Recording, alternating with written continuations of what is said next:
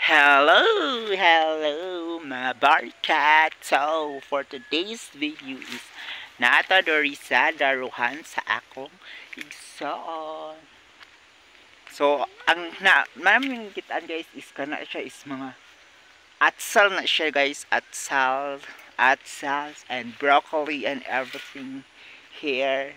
So, kato siya is payag or kamalig na siya sa akong manghod. Mo ni siya ang nakoy payo nga dako kaayo. Sino yan? Oh, mo ni siya guys, atsal o mga tambok kayo. Harbisono na po ni siya. Maatsal.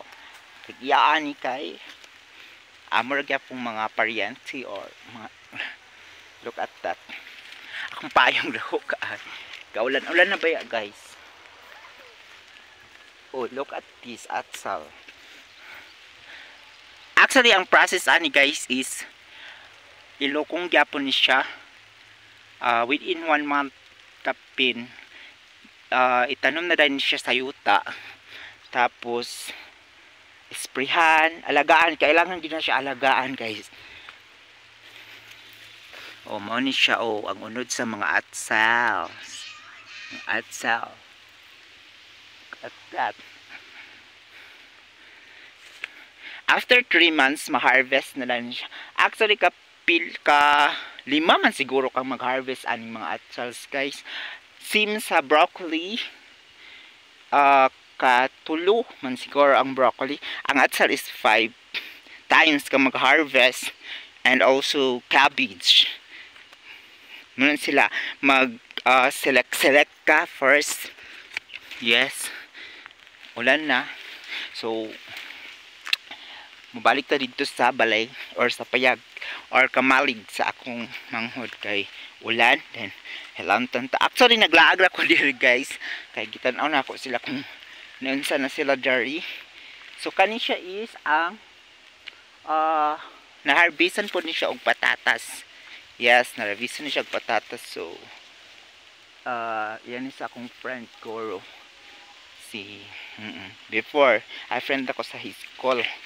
So mga parente gyapon na ilang payag dito siya.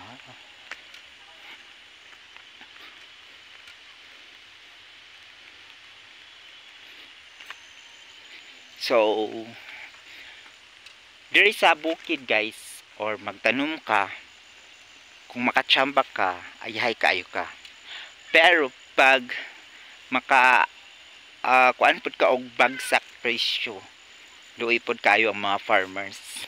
Wala na sila pa'y ma-over, sila pa'y makabayad og mga chemicals nga gipanggamit. Yes, wala siya. So ayahay ra gid kayo kung makapresyo ka, ilabi na kung kuan pud kanang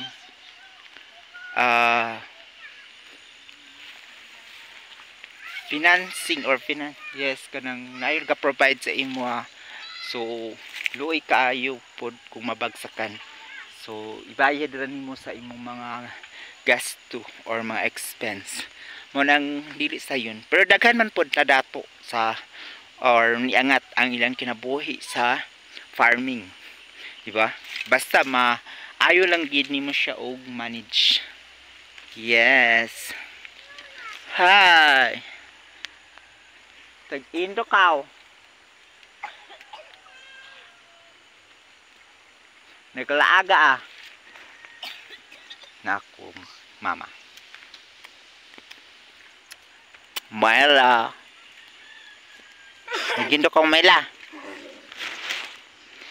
So that's it guys, thank you for watching and don't forget to subscribe my YouTube channel.